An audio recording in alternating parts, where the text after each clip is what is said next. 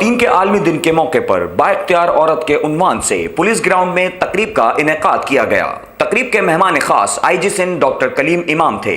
تقریب سے خطاب کرتے ہوئے انہوں نے کہا کہ سندھ پولیس خواتین کے حقوق کے لیے کام کر رہی ہے۔ سندھ پولیس میں خواتین کا کوٹا 5% سے بڑھا کر 10% کر دیا گیا ہے۔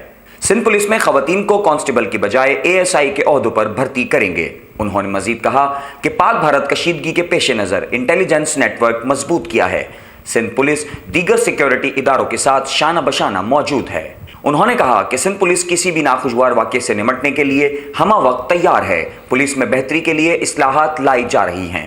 تقریب میں DIG حیدرآباد نعیم احمد شیخ، SSP سرفراز نواز شیخ، SSP جام شورو توقیر احمد، سماجی تنظیم آباد کی اسسٹنٹ ڈائریکٹر رافع بنگش، حیدرآباد تاجر اتحاد کے صدر Mahmood Ali Rajput, Hyderabad city welfare organisation کے صدر اسلم خان دیسوالی، CPLC حیدرآباد کے عہدیداران، مختلف کاروباری و سماجی تنظیموں کے نمائندوں سمیت حیدرآباد ڈویژن کی خواتین پولیس اہلکاروں کی بڑی تعداد نے شرکت کی۔